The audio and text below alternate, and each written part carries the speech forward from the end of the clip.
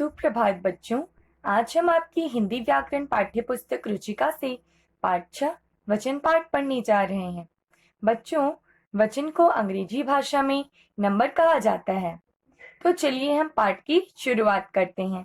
आइए हम इस चित्र में क्या देखते हैं कि यहाँ इस चित्र में दो लड़कियां हैं, एक लड़का, एक कुत्ता, एक बाल्टी, एक घड़ा, एक औरत, चार चिड़िया, दो गाय, एक घर और बहुत सारी फूल, तीन तितलियां, सब कुछ हमें नजर आ रहा है।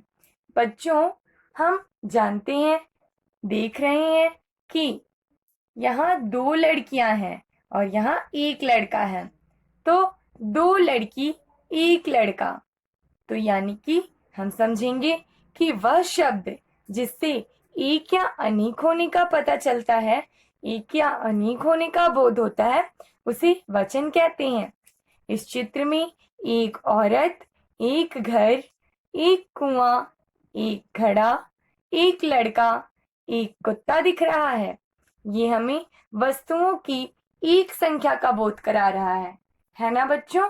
यहाँ पर ये सारी चीजें जिनका मैंने अभी नाम लिया, वह सभी एक एक नजर आ रहे हैं।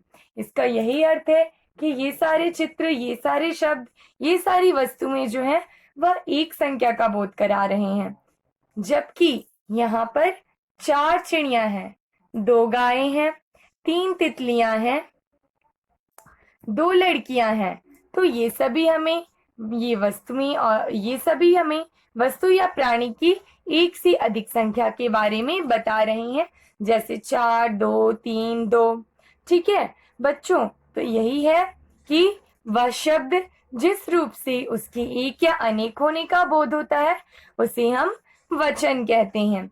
और आपको पता है बच्चों, हिंदी में वचन के दो भेद होते हैं, पहला एक वचन, दूसरा बहुवचन। आइए बच्चों, हम कुछ उदाहरण के तौर पर समझेंगे कि वचन कैसे बनते हैं, कैसे बनाए जाते हैं और कैसे बदले जाते हैं। जैसे यहाँ पर सभी जो शब्द हैं वह एक वचन में है और यहाँ पर जितने शब्द हैं इस पंक्ति में, वह बहुवचन में है। तो बच्चों देखते हैं, बाजा का बाजे, यह बाजा एक वचन में रूप में है और बाजे बहुवचन के रूप में है। गाय, गायें, पेंसिल, पेंसिलें, स्त्री, स्त्रियां, बच्चे, बच्चा, बच्चे, लड़की, लड़कियां, तारा, तारे, नदी, नदियां, गमला, गमले, तितली, तितलियां, बिल्ली, बिल्लियां, पुस्तक, पुस्तकें, माला, मालाएं, संतरा, संतरे, कवि, कवियों, मछली, मछलियां। तो इस प्रकार बच्चों हम वचन को परिवर्तित करते हैं, वचन को बदलते हैं एक वचन से बहुवचन में। नीचे लिखी वाक्यों में वचन को पहचानिए। यहाँ वाक्य दिए हुए हैं और इसमें आपको वचन पहचानना है कि यह वाक्य एक वचन में है या यह वाक्य बहुवचन में है। तो पहला नंबर हम आते हैं, चिड़िया चहचहा रही है। बच्चों, यहाँ सिर्फ एक चिड़िया के बारे में बताया गया है, इसलिए यह वाक्य एक वचन में है।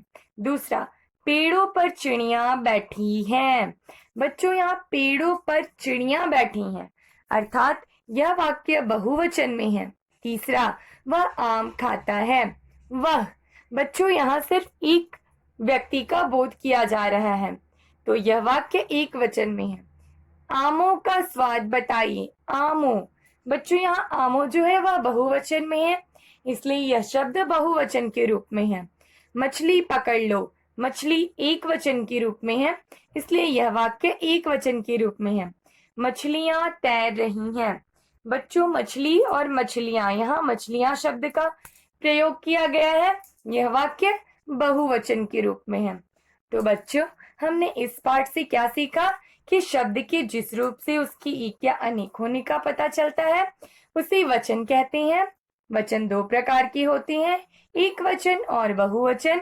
एक के लिए एक वचन और अनेक के लिए बहुवचन का प्रयोग होता है।